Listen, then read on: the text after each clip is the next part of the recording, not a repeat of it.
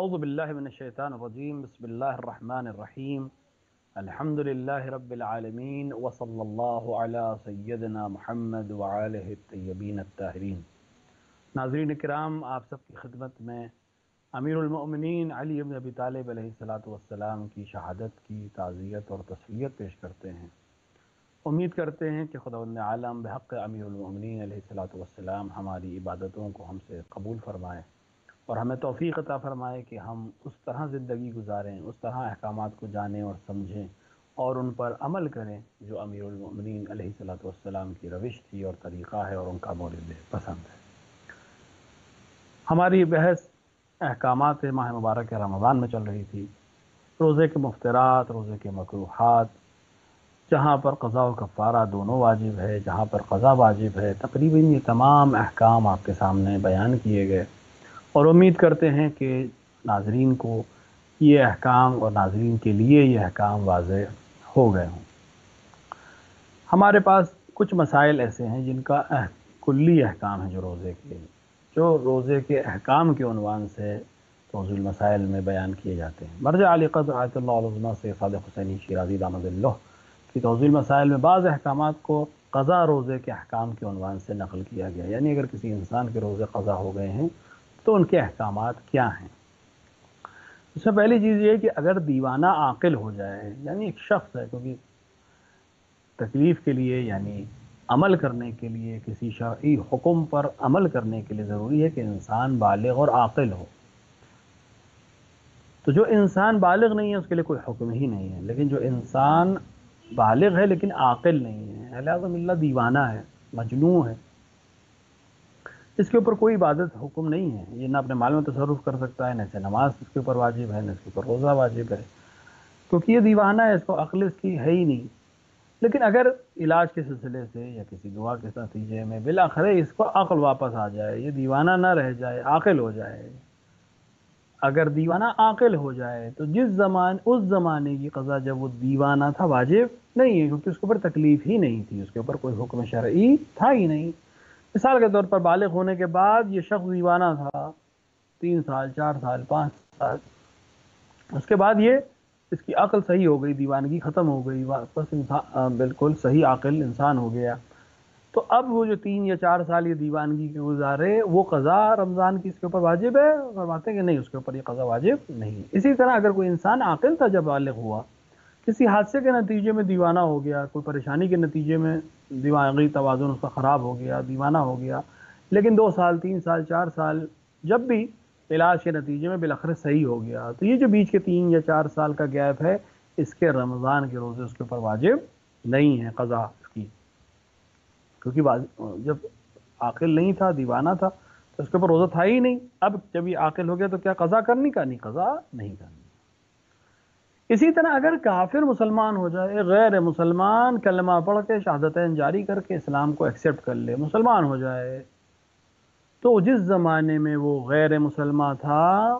اس کی قضا اس کے اوپر واجب نہیں ہے۔ لیکن اگر علیاذ باللہ مسلمان کافر ہو جائے اور بعد میں دوبارہ مسلمان ہو جائے، ایک مسلمان کسی مرتد ہو جائے، کسی دوسرے مذہب پہ چلا جائے اور پھر توبہ کر کے دوبارہ مسلمان ہو جائے، بیچ میں گزر جائے، تو وہ رمضان جو بیچ میں گزرے اس کے روزے کی قضا اس کے اوپر واجب ہے، اس کو رکھنا پڑے گی ان روزوں کی قضا مسلمان ہونے کے بعد۔ اگر کوئی انسان مستی کی وجہ سے روزہ ترک کر دے، کیونکہ مستی کی حالت میں بھی روزہ نہیں ہے، مست ہو جائے کسی وجہ سے، مستی کی حالت میں روزہ ترک ہو جائے تو اس کی قضا واجب ہے، اگرچہ یہ مستی کسی ایسی چیز کے نتیجے میں حاصل ہوئی ہو کہ جو علاج کے غرض سے اس نے لی تھی۔ مثال کے طور پر علاج کے طور پر اس نے کوئی دوا کھائی جس سے اس کا جو مستی آ گئی اس کو، یا اس کو کوئی انجیکشن لگایا گیا جس کے نتیجے میں وہ مست ہو گیا، روزہ تو نہیں رکھ سکتا، یہ علاج کے لیے کیا گیا ہے، تب بھی بعد میں اس کو اس روزے کی قضا کرنی پڑے گی، چاہے علاج کے لیے کرے یہ کام، چاہے بدون علاج ایسے ہی کسی چیز کو کھا لے جس سے مست ہو جائے، تو وہ روزہ جو قضا ہوا مستی کی حالت میں، اس روزے کی قضا اس کو رکھنی پڑے گی۔ اگر کوئی انسان کسی عذر کی وجہ سے چند دن روزہ نہ رکھے اور بعد میں شک ہو کہ کہ عذر کو ختم ہوا تھا، کب ختم ہوا تھا، لیکن اس کو اس چیز کے شک کرنے میں یا یاد کرنے میں کوتاہی کی ہو، مثال کے طور کے اوپر کہیں سفر ہے، ظاہر سی بات ہے عذر ہے، مسافر کے لیے روزہ نہیں ہے، لوٹ آیا سفر سے، اب اس کو بعد میں یہ شک ہو رہا ہے کہ میں 5ویں دن لوٹا تھا یا 6ٹھے دن لوٹا تھا، تو مجھے 6 دن روزہ رکھنا ہے قضا یا 5 دن روزے رکھنے قضا؟ تو چونکہ اس کے اندر کوتاہی ہے، اس کو یاد رکھنا چاہیے تھا، اس کو لکھ لینا چاہیے تھا، اس کو اپنے سفر کی ڈیٹیلز اس کے پاس ہونی چاہیے تھی، لہٰذا جو حد اکثر مقدار ہے، جو حد اکثر مقدار ہے اس کو یعنی اس کو 5 اور 6 میں شک ہے کہ 6ٹھے دن میں واپس آیا یا 5ویں دن واپس آیا، تو 6 دن کا روزہ اس کے اوپر قضا رکھنا چاہیے تاکہ حد اکثر کو اس نے پورا کر لیا ہو۔ اگر اس نے کوتاہی کی ہے اس چیز کو یاد رکھنے میں یا اس چیز کے اوپر دھیان رکھنے میں کتنے روزے، لیکن اگر کوتاہی نہ کی ہو، اس نے لکھا تھا ڈیٹیلز کو، کاپی کھو گئی، ڈائری کھو گئی، فون میں مارک کیا تھا، فون فارمیٹ ہو گیا، کچھ ایسا ہو گیا کہ اس نے کوتاہی نہیں کی تھی لیکن وہ ڈیٹیلز غائب ہو گئی کسی وجہ سے یا خراب ہو گئی، تو جو حد اقل مقدار ہے اتنی قضا کر لینا کافی ہے۔ یعنی اگر کوتاہی کی، لکھا ہی نہیں، دھیان ہی نہیں دیا، آپ پریشان ہے کہ میں نے کتنے دن کے روزے چھوڑے، یا بیمار کتنے دن میں بیمار تھا جس کی وجہ سے میرے روزے چھوٹے، یا سفر کتنے دن کا میرا سفر تھا، میں کب لوٹا تھا سفر سے، کتنے روزے مجھے رکھنے، اس پہ کچھ حساب کتاب نہیں رکھا، تو پھر یہ جو حد اکثر مقدار ہے اس کے برابر کے روزے قضا کرے گا۔ لیکن اگر اس نے انتظام کیا تھا کسی وجہ سے اب یاد نہیں آ رہا ہے، تو جتنے دن حد اقل ہیں وہ روزہ رکھ لینا کافی ہے، اگرچہ احتیاط مستحب یہ ہے کہ وہ جو زیادہ مقدار ہے اس کے بھی روزے قضا کر لے۔ اگر کسی انسان کے پاس کئی ماہ مبارک کے رمضان کے قضا ہوں، اس سال کے روزے بھی قضا ہیں، پچھلے سال کے روزے بھی قضا ہیں، اس سے پہلے سال کے بھی روزے قضا ہیں، کئی سال کے کچھ روزے اس کے اوپر قضا ہیں، اب وہ ان کی قضا رکھنا چاہتا ہے تو کسی بھی ماہ مبارک رمضان کی قضا رکھ سکتا ہے، ضروری نہیں کہ ڈسٹنگوش کرے کہ یہ پہلے رمضان کی میں رکھ رہا ہوں یا دوسرے رمضان کی، یہ پچھلے سال کے روزے ہیں، یہ اس سے پہلے سال کے، ایسا کرنے کی ضرورت نہیں ہے، اور وہ کسی سال کو بھی مقدم مؤخر کر سکتا ہے، اس میں کوئی حرج نہیں ہے، مگر یہ کہ اگر اس سال کے یعنی یہ جو سال گزرا ہے، اس سال کے ماہ مبارک کے رمضان کے روزے کی قضا رکھنے کا وقت تنگ ہو، مثال کے طور کے اوپر 15 شعبان کو یا 10 شعبان کو یہ طے کرے کہ مجھے پچھلے سال کے رمضان میں جو 10 روزے چھوٹے تھے وہ رکھنے ہیں، تو اب پہلے ان 10 روزوں کو رکھے گا، کیونکہ جو پہلے سال کے چھوٹے ہیں اس کے تو ویسے بھی ایک سال گزر چکا ہے،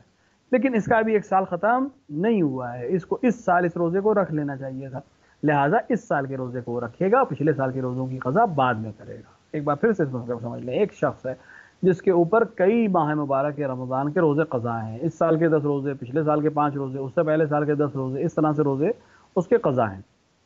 اب اس نے ارادہ کیا میں روزے رکھوں گا، کوئی حرج نہیں، کسی بھی رمضان کے روزے وہ رکھ سکتا ہے، اس کے اندر کوئی حرج نہیں ہے، پچھلے سال کے رکھے، اس سے پہلے سال کے رکھے،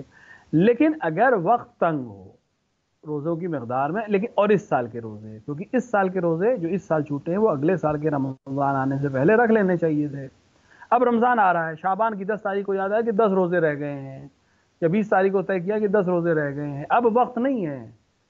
کہ میں پچھلے سال کے روزے رکھوں اور اس سال کے روزے بھی پورے کر لوں، تو اس سال کے روزے جو قضا ہوئے تھے، جو پچھلے رمضان میں چھوٹے تھے اور اب نیا رمضان آ رہا ہے، وہ انسان پہلے رکھے گا، جو اس سے پہلے کے سال کے روزے ہیں وہ اس رمضان کے بعد کے کسی وقت پہ رکھے گا۔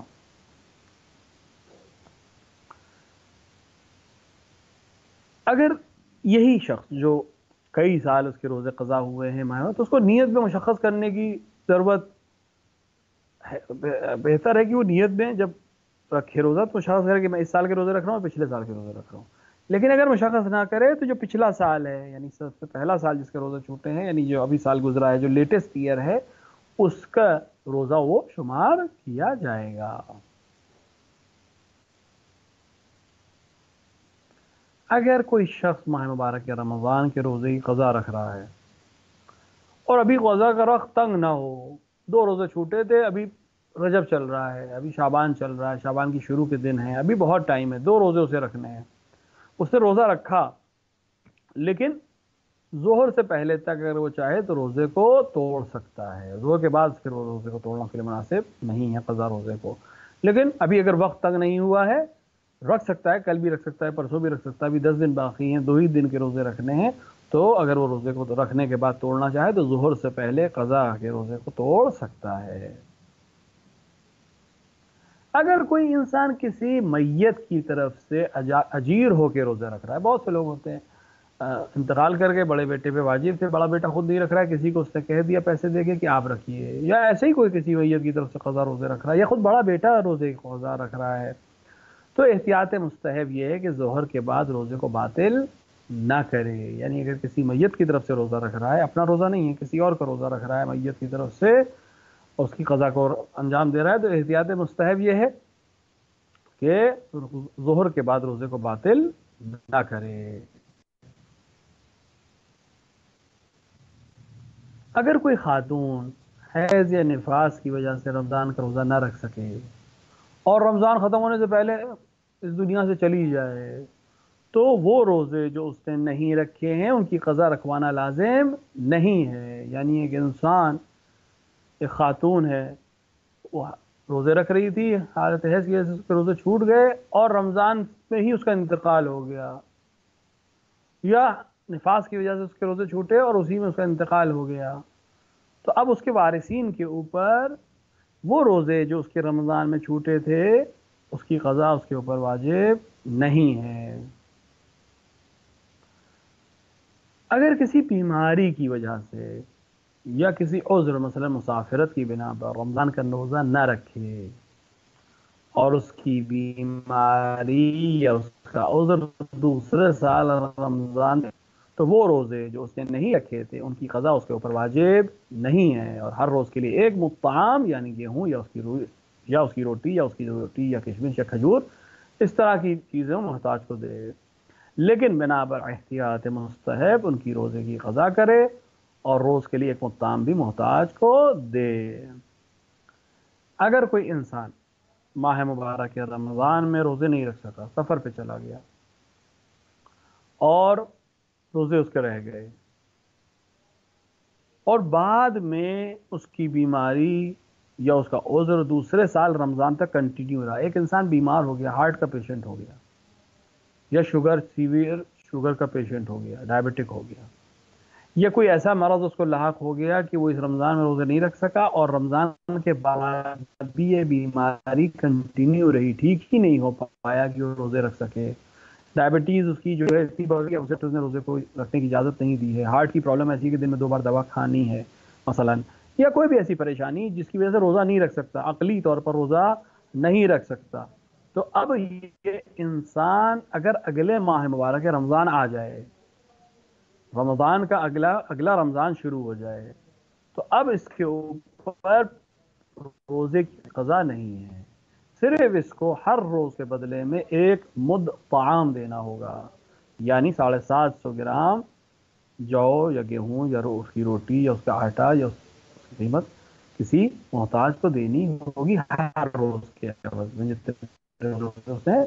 نہیں رکھی. لیکن اگر بعد میں ٹھیک ہو جائے تو احتیاط مستحب یہ ہے اس رمضان کے بعد ٹھیک ہو جائے، اب ڈاکٹر کہہ رہے ہیں کہ روزہ رکھ سکتا ہے، اب کوئی پریشانی نہیں ہے، تو احتیاط مستحب یہ ہے کہ ان روزوں کی قضا کرنی چاہیے. یعنی لیکن یہ احتیاط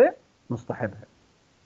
یعنی ایک انسان ایسا ہے کہ مریض ہو گیا، بہت سے لوگ ہیں بیماری ہے اور کنٹینیو رہتی ہے بیماری، پریشان رہتے ہیں اور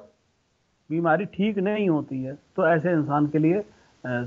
روزے کی قضا واجب نہیں ہے اگر اگلا سال رمضان آ جاتا ہے، لیکن ہر روز کے بدلے میں ایک مطعم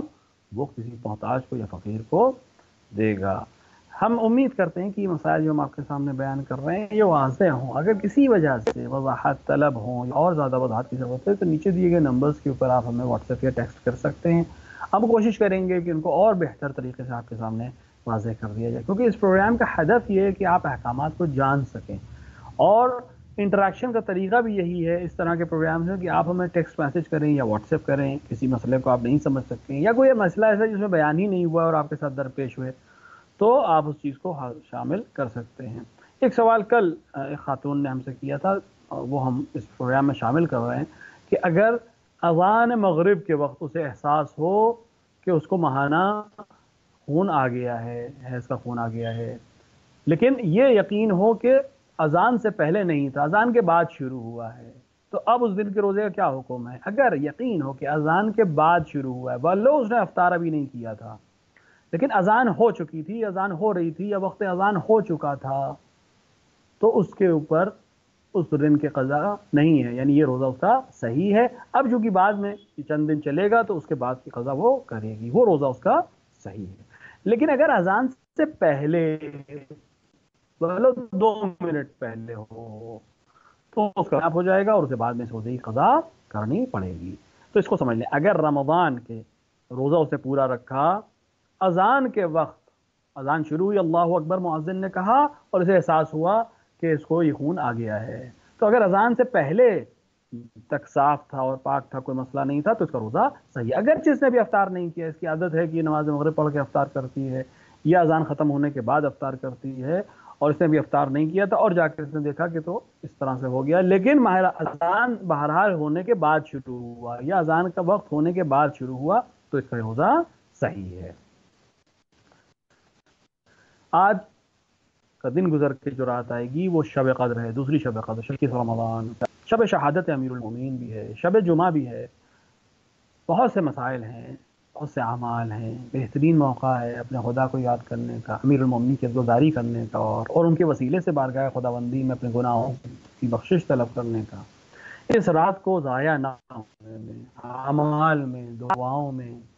اور امیر المومنین علیہ السلام کو یاد کرنے میں اس کو گزاریں۔ اور جیسا کہ میں نے پہلے بھی عرض کیا کہ ولایت امیر المومنین، عظمت امیر المومنین، مظلومیت امیر المومنین، یہ دنیا تک پہنچانا خود اپنے آپ میں عبادت ہے، اور مرجع علی قدر کی نزدیک واجب کفائی کی حد سے بڑھ کر اب تقریباً واجب عینی ہر ایک کی اپنی اپنی حد میں ہے، جو جس طرح سے کر سکتا ہو، تو اس کو استعمال کریں۔ جب وقت خلوت ہو، امیر المومنین کے فضائل کو دنیا تک پہنچائیں اور ان کو جانیں، اولاً خود جانیں پھر دوسروں تک پہنچائیں۔ قلم اٹھا سکتے ہیں، قلم کہیں، پھر اٹھا کے لکھیں، شعر کہہ سکتے ہیں، شعر کہیں، پوسٹ بنا سکتے ہیں، پوسٹ تیار کریں، اچھی منظم بہترین طریقے سے امیر المومنین کی ترویج، امیر المومنین کی ولایت کی ترویج، دنیا تک امیر المومنین کی فضیلتوں کو پہنچانا، خوبصورتی کو پہنچانا، ایسے حاکم کی عظمت کو پہچانا کہ جیسا حاکم دنیا نے نہیں دیکھا، ایسا حاکم گزرا ہی نہیں سوائے رسول اور دیگر انبیاء کے جو اس سے پہلے حکومت کر سکے، کسی کے اندر ان کی نظیر نہیں ملتی۔ ہماری ذمہ داری ہے کہ ان کو دنیا تک پہنچائیں۔ دعاؤں میں، خصوصاً دعائے جوشن کبیر میں، دعائے کمیل میں، دیگر دعاؤں میں، نمازوں میں ضرور یاد رکھیں، ہمیں بھی یاد رکھیں، چینل کے لیے بھی دعا کریں تاکہ بہتر